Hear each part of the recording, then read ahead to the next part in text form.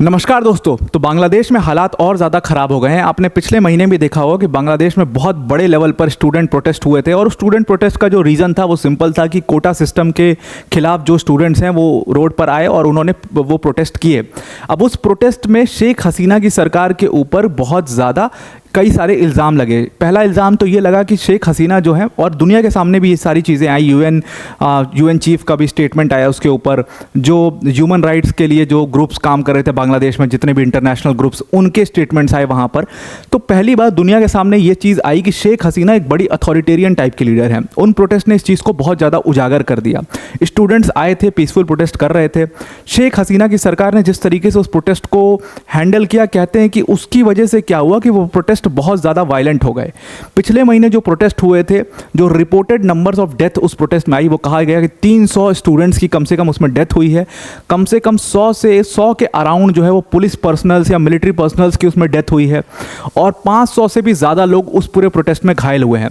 फिर उसके बाद जा करके किसी तरीके से उस प्रोटेस्ट में हॉल्ट आता है, वायलेंस ख़त्म होता है, वो प्रोटेस्ट रुक जाते हैं और 2 हफ्तों तक ये सारी शांति बांग्लादेश के अंदर में बनी रहती है। लेकिन 2 हफ्तों के बाद अब फिर से अगस्त के महीने में ये प्रोटेस्ट दोबारा से शुरू हो गए हैं बांग्लादेश के अंदर में, और इस बार भी ये प्रोटेस्ट बहुत वायलेंट हो चुके हैं। कल का जो दिन था वो बांग्लादेश के लिए एक बहुत ब्लैक डे ऑफ बांग्लादेश कहा जाएगा। इस दिन को तो गलत बिल्कुल भी नहीं होगा, बिकॉज कल का दिन the most violent day of Bangladesh history बोला जा रहा है।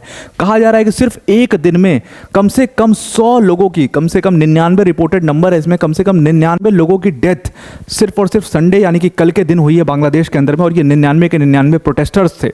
और जिस तरीके से प्राइम मिनिस्टर शेख हसीना जो है वो इस प्रोटेस्ट को हैंडल कर रही हैं, ये दोबारा जो प्रोटेस्ट शुरू हुआ है, कहा जा रहा है कि इसमें और ज़्यादा डेथ हो सकती है अगर इसी तरीके से गवर्नमेंट इन चीज़ों को हैंडल करते रही। शेख हसीना के ऊपर हमेशा ये इल्ज़ाम लगता है कि आज तक अपने 15 साल के रूल में, शेख हसीना 15 साल से पीएम है बांग्लादेश की, और इस 15 साल में उन्होंने बहुत सारे ह्यूमन राइट अब्यूजेस किए हैं। उन्होंने जितने प्रोटेस्ट शुरू होते हैं, छोटे मोटे प्रोटेस्ट भी होते हैं, उसके ऊपर बहुत सीरियस क्रैकडाउन करती हैं। अच्छा, एक बात और शेख हसीना जी के बारे में बहुत ज़्यादा फेमस है।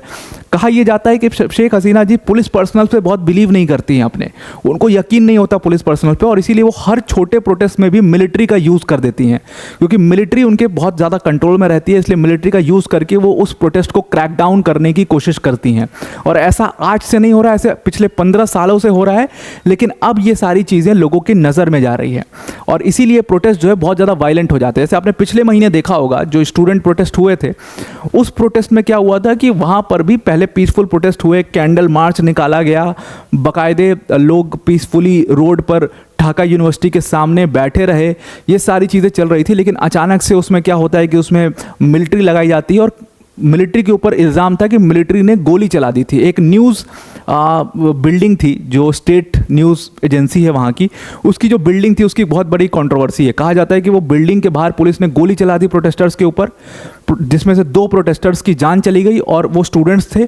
और उसके बाद भीड़ और ज़्यादा उत्तेजित हो गई, काफ़ी नाराज़ हो गई उस चीज़ से, और उसके बाद उन्होंने न्यूज़ जो स्टेट मीडिया की जो एजेंसी की जो बिल्डिंग थी उसको आग लगा दिया। उसके बाद आपने देखा कि कई सारे पुलिस स्टेशंस पर हमला कर दिया भीड़ ने। तो ये सारी चीज़ें इस वजह से हुई एट द फर्स्ट प्लेस, क्योंकि शेख हसीना, एक तो लोगों में गुस्सा था कोटा सिस्टम को लेकर के, और दूसरा जो इसको और ज़्यादा इसको इग्नाइट कर दिया शेख हसीना की गवर्नमेंट ने, जिस तरीके से उसको हैंडल किया, बहुत ख़राब तरीके से हैंडल किया। इतना सीरियस आप अपने ही लोगों पर, भाई आपके ही लोग हैं, आपके दुश्मन थोड़ी हैं वो, तो आप अपने ही लोगों पर इतना सीरियस क्रैकडाउन करेंगे तो प्रोटेस्ट बहुत ज़्यादा वायलेंट हो जाता है, और वही वायलेंस दोबारा से बांग्लादेश में अब दिखने लगा है। कहा जा रहा है कि जो सिराजगंज पुलिस स्टेशन है वहाँ पर ज़बरदस्त वायलेंस हुआ है। कम से कम 14 पुलिस वालों की अभी तक एक दिन के अंदर में डेथ रिपोर्ट की गई है। 300 से ज़्यादा लोग इसमें घायल हो चुके हैं। एक इनायतपुर पुलिस स्टेशन है, सिराजगंज जो डिस्ट्रिक्ट है वहाँ पर, उस पुलिस स्टेशन को अटैक किया गया मॉब द्वारा, और उस पुलिस स्टेशन में उस समय पर 13 पुलिस पर्सनल्स मौजूद थे, और उन 13 पुलिस पर्सनल्स, जो पूरा पुलिस स्टेशन है इनायतपुर पुलिस स्टेशन, उसको आग लगा दी गई, जिसकी वजह से वो 13 पुलिस पर्सनल्स जो हैं उनकी डेथ हो चुकी है। तो 99 लोग इसमें मारे जा चुके हैं, 14 पुलिस वाले से मारे जा चुके हैं, 300 से ज़्यादा लोग यहाँ पर घायल हो चुके हैं। तो ये प्रोटेस्ट आप समझ सकते हो, एक दिन में जब इतना वायलेंस हुआ है तो बांग्लादेश की स्थिति क्या ही होगी इस समय पर। जो सबसे ज़्यादा वायलेंस रिपोर्ट किया है न्यूज़ एजेंसीज ने, वो सिराजगंज डिस्ट्रिक्ट में ही रिपोर्ट किया, जहाँ पर 22 लोगों की जान गई है और 13 पुलिस वालों की भी जान गई है। अब इसको कैसे हैंडल कर रही है शेख हसीना गवर्नमेंट? इसको भी हैंडल करने का उनका तरीका बिल्कुल सेम है जैसे पिछले मंथ के प्रोटेस्ट को वो हैंडल कर रही थी। उन्होंने सबसे पहले पूरा इंटरनेट शटडाउन कर दिया, व्हाट्सएप, फेसबुक, जिस भी तरीके से कनेक्ट कर सकते हैं वो सारी चीज़ें, वो सोशल मीडिया सारे अकाउंट, मतलब इंस्टाग्राम, फेसबुक, व्हाट्सएप, सब कुछ बंद करवा दिया है। वहाँ पर 3 दिन का नेशनल हॉलीडे दे दिया है, जिसकी वजह से लोगों में और ज़्यादा गुस्सा है। इंस्टेड ऑफ, लोगों का कहना, जो प्रोटेस्टर्स वहाँ पर हैं, जो प्रोटेस्ट कर रहे हैं, जो लीडर्स वहाँ पर मौजूद हैं, उनका कहना ये है कि कहीं ना कहीं शेख हसीना की सरकार से रिप्रेजेंटेटिव्स को भेजना चाहिए इन प्रोटेस्टर्स से बात करने के लिए। लेकिन यहाँ पर शेख हसीना क्या कर रही है, वो अपने बंद कमरे में बैठ करके आर्मी को लगा करके मिलिट्री के थ्रू इस प्रोटेस्ट को भी दबाने की पूरी कोशिश करेंगे। हालांकि कहानी इस प्रोटेस्ट में बहुत डिफरेंट हो चुकी है। अब देखिए, कुछ जो जियोपॉलिटिकल एनालिस्ट हैं, वो जो ये protest, series of protest Bangladesh में देखने को मिल रहे हैं, इसको कह रहे हैं कि ये बांग्लादेश का अरब स्प्रिंग है। अब जो लोग अरब स्प्रिंग नहीं जानते होंगे, मैं एक थोड़ा सा आइडिया दे देता हूँ आपको। साल 2010 और 11 से, 2010 से आप मान के चलो, 2010 के बाद से कई सारे सीरीज ऑफ मूवमेंट्स देखे गए थे मिडिल ईस्ट में। और ये मूवमेंट्स किसके खिलाफ हुए थे? ये मूवमेंट जो वहाँ का अथॉरिटेरियन रूल था उसके खिलाफ ये मूवमेंट देखे गए थे। जहाँ जिस भी देशों में अथॉरिटेरियन या डिक्टेटर टाइप का लीडर था, वहाँ पर ये मूवमेंट्स देखे गए थे। इसको अरब स्प्रिंग मूवमेंट कहते हैं। जैसे फॉर एग्जांपल लीबिया में मूवमेंट हुआ था 2011 में गद्दाफी के खिलाफ, उसके अलावा होस्नी मुबारक के खिलाफ इजिप्ट में हुआ था। तो इस तरीके के जो बड़े बड़े जो लीडर्स थे, जो कई साल से रूल कर रहे थे और रूल करते करते वो एक डिक्टेटर टाइप पर्सनैलिटी बन चुके थे, उनके खिलाफ ये अरब स्प्रिंग मूवमेंट पूरे मिडिल ईस्ट की कई सारी कंट्रीज़ में हुआ था। टूनिशिया में हुआ था, यहाँ पर हुआ, ये लीबिया में हुआ था, इजिप्ट में हुआ था, यमन में हुआ, उसके अलावा सीरिया में हुआ, इराक तक पहुंचा। तो इन सारे देशों में सरकारें गिरी, उसके बाद नई सरकारें वहां पर फॉर्म हुई। सिर्फ एक, आई थिंक टूनिशिया ही एक ऐसी एकमात्र कंट्री थी जो इस पूरे अरब स्प्रिंग मूवमेंट को रोक पाई थी। सरकार वहां पर नहीं गिरी थी, क्रैकडाउन हो गया था। तो इसीलिए कहा यह जा रहा है कि जो शेख हसीना जी की गवर्नमेंट है, अब इसका मतलब जियोपॉलिटिकल एनालिस्ट का ये कहना कि ये बांग्लादेश का अरब स्प्रिंग है, इसके दो मतलब हैं। एक तो ये मूवमेंट्स जो हो रहे हैं, ये बांग्लादेश में चल रहे हैं कुछ बड़ा चेंज लाने के लिए। दूसरा चीज़ ये कहा जा रहा है क्रिप्टिक भाषा में कि शेख हसीना की जो सरकार है वो एक अथॉरिटेरियन सरकार बन चुकी है, क्योंकि पिछले 15 साल से वो पूरे बांग्लादेश की पॉलिटिक्स को रूल कर रही हैं। और इसीलिए इनके ऊपर बहुत बड़े बड़े इल्ज़ाम लगते हैं। इल्ज़ाम इनके ऊपर ये लगता है कि पूरी मिलिट्री पर ही अपना कंट्रोल रखती हैं। अब देखिए, बांग्लादेश में भी ना कुछ पाकिस्तान जैसी सिचुएशन है। जैसे पाकिस्तान में जिस भी नेता को मिलिट्री सपोर्ट कर देती है तो वो नेता बहुत ज़्यादा स्ट्रांग बन जाता है। ये कहीं किसी भी देश की बात है कि जहाँ पर मिलिट्री का सपोर्ट उस नेता को मिल जाएगा, मिलिट्री अगर देश के लिए नहीं बल्कि नेता के लिए काम करने लगे, तो फिर कहा जाता है कि वो नेता जो है वो वहाँ का डिक्टेटर बन जाता है धीरे धीरे। हर डिक्टेटर की अगर आप उदय देखोगे, अगर आप राइज देखोगे, इसीलिए आप बहुत सारे डिक्टेटर्स को देखते हो जो कि मिलिट्री से ही निकल करके आते हैं। पाकिस्तान में भी सेम सिचुएशन हुई थी। तो इसीलिए मिलिट्री जो है, कहते हैं कि शेख हसीना को पूरी तरीके से सपोर्ट करती है। मिलिट्री के जो चीफ हैं वो शेख हसीना के बड़े क्लोज हैं, और इस वजह से शेख हसीना पूरे बांग्लादेश में जहाँ पर भी उनके खिलाफ प्रोटेस्ट होते हैं उसको बहुत सीरियसली क्रैकडाउन करके वो प्रोटेस्ट ख़त्म करवा देती हैं, वहाँ पर गोली चलवा देती हैं। और ये बहुत विवादास्पद बात भी है। एक कहानी है कि शेख हसीना जी ने पिछले जो महीने के जो प्रोटेस्ट हुए थे, स्टूडेंट प्रोटेस्ट, उसमें गोलियां चलवा दी थी और उसके बाद ही वो वायलेंट हुए थे। हालांकि ये अपने आप में कंट्रोवर्शियल स्टोरी है, इसके ऊपर कोई बहुत पुख्ता सबूत नहीं है। अब इस बार प्रोटेस्ट क्यों हो रहे हैं? डिमांड क्या है स्टूडेंट्स की? देखो, हो तो ये पूरे प्रोटेस्ट स्टूडेंट बैनर के अंदर में ही हो रहे हैं, लेकिन यहाँ पर जो डिमांड है वो बहुत बड़ी है। यहाँ पर डिमांड ये है कि जो 15 साल से शेख हसीना रूल कर रही है बांग्लादेश की पॉलिटिक्स को, इनको अब एज अ पीएम रिजाइन कर देना चाहिए अपने पोस्ट से, और फिर से फ्रेश इलेक्शंस करवाने चाहिए बांग्लादेश में, और एक नया नेता चुनना चाहिए बांग्लादेश के लिए। ऐसा लोगों का कहना है। अब ये लोगों का कहना ही नहीं है, इसमें स्टूडेंट्स भी हैं। इस पूरे प्रोटेस्ट में बड़े बड़े जो पॉलिटिकल लीडर्स हैं जिनको डिटेन किया गया था प्रोटेस्ट के टाइम पर, वो भी इन्वॉल्व हैं।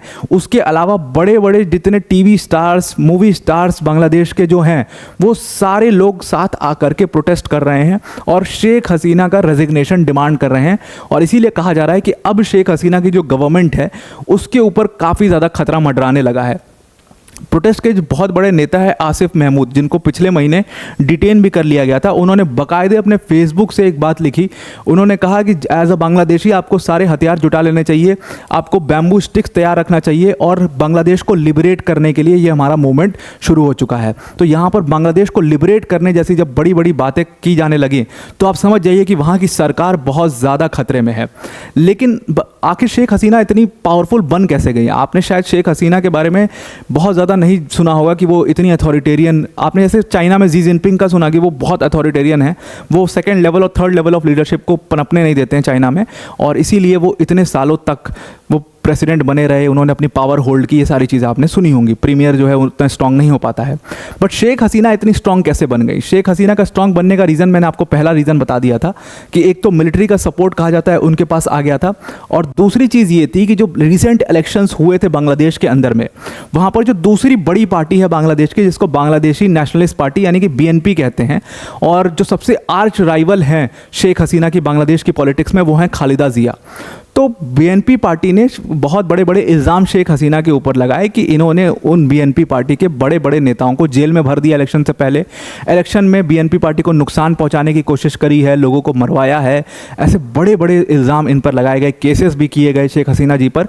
और इसी के लिए क्या किया कि BNP पार्टी ने पिछले इलेक्शंस को पूरी तरीके से बॉयकॉट कर दिया, और बॉयकॉट किया तो BNP पार्टी का कोई नेता चुनाव नहीं लड़ता है। खालिदा जिया जो सबसे बड़ी आर्क राइवल है, जो कहते हैं कि शेख हसीना को हरा सकती थी, वो भी चुनाव नहीं लड़ती हैं। और खालिदा जिया तो को के बारे में एक और बात मैं बता दूं कि she is very pro China leader, very pro Pakistan leader. तो खालिदा जिया चुनाव नहीं लड़ती हैं बांग्लादेश में से, और तभी शेख हसीना जो है ये चुनाव जीत जाती हैं। और जो इस बार उन्होंने चुनाव जीता उसमें वो एक तरीके से निर्विरोध चुनाव जीत गई हैं। थोड़ा बहुत विरोध जो था वो था, लेकिन वो निर्विरोध चुनाव लड़ गई क्योंकि BNP पार्टी ने चुनाव ही नहीं लड़ा और आर्मी का सपोर्ट था ही उनके पास। लेकिन फिर जियोपॉलिटिकल एनालिस्ट ये क्यों कह रहे हैं कि इस बार आर्मी का सपोर्ट शेख हसीना के साथ हमेशा रहा है, लेकिन फिर भी उनकी सरकार को खतरा क्यों है? खतरा उसी आर्मी से है शेख हसीना की सरकार को। बिकॉज एक बहुत बड़ा सवाल आता है, बहुत सारे ये बात अंदर खाने चल रही है कि क्या आर्मी का सपोर्ट शेख हसीना से वापस लिया जा चुका है? क्या उनके हाथ से आर्मी का पावर निकल चुका है? क्योंकि देखो, आर्मी चीफ ने एक स्टेटमेंट दिया और पूरी बांग्लादेश की जो सियासत है वो हिल के रह गई। जो आर्मी के चीफ हैं वकर उर जमान अपने इंटरव्यू में बात कर रहे थे आर्मी हेडक्वार्टर्स पर, और अपने इंटरव्यू में बात करते हुए जब उनसे पूछा गया कि आपको शेख हसीना जी से क्या इन्फॉर्मेशन आए, किस तरीके से इस प्रोटेस्ट को कर्ब करना है, इन सारी चीज़ों के ऊपर, तो उन्होंने उसका कोई जवाब नहीं दिया। शेख हसीना का अपने पूरे इंटरव्यू में नाम तक नहीं लिया, और उन्होंने सिंपली एक बात कही कि आर्मी जो है हमारी वो लोगों के साथ खड़ी है। लेकिन यही आर्मी 1 महीने पहले क्या कर रही थी? 1 महीने पहले यही मिलिट्री जो है वो उन्हीं लोगों पर गोलियां चला रही थी। वही student banner, same student banner के अंदर प्रोटेस्ट हो रहा था, पीसफुल तरीके से प्रोटेस्ट हो रहा था, वहां पर गोलियां चला रही थी वही आर्मी। और अब वही सेम आर्मी के जो चीफ हैं वकर उर जमान, वो कह रहे हैं कि हमारी आर्मी लोगों के साथ खड़ी है। तो ये एक बहुत बड़ा, हालांकि ये बहुत क्रिप्टिक मैसेज अपने आप में, कि क्या सच में ऐसा हो गया है कि आर्मी का जो पूरा पावर है वो शेख हसीना के हाथ से निकल गया है? ये अपने आप में एक बहुत विवादास्पद बयान है, लेकिन अगर निकल गया है तो Bangladesh is moving towards a military कू। और निश्चित तौर पर अगर आर्मी का सपोर्ट शेख हसीना से चला गया तो उनकी सरकार लगभग गिरना तय है बांग्लादेश में। बिकॉज जिस लेवल पर ये प्रोटेस्ट हो रहे हैं, लोग बिना रेजिग्नेशन के शेख हसीना के मानने वाले नहीं हैं, और इसीलिए प्रोटेस्ट बहुत ज़्यादा वायलेंट हो गए हैं। तो आई होप आपको ये पूरा आर्टिकल समझ में आ गया होगा। बांग्लादेश में शेख हसीना का रेजिग्नेशन क्यों डिमांड किया गया जा रहा है, किन बेसिस पर डिमांड किया जा रहा है, कैसे कोटा सिस्टम की जो लड़ाई थी वो आगे चल करके शेख हसीना के रेजिग्नेशन तक पहुंच चुकी है। ये सारी बातें आपको समझ में आ गई होंगी। वीडियो को एंड करने से पहले अनअकैडमी टीम की तरफ से एक बहुत बड़ी अनाउंसमेंट है। अगर आप UPSC CSE 2025 की प्रिपरेशन करना चाहते हैं तो अनअकैडमी ने अब आपके लिए राहें और ज़्यादा आसान कर दी हैं।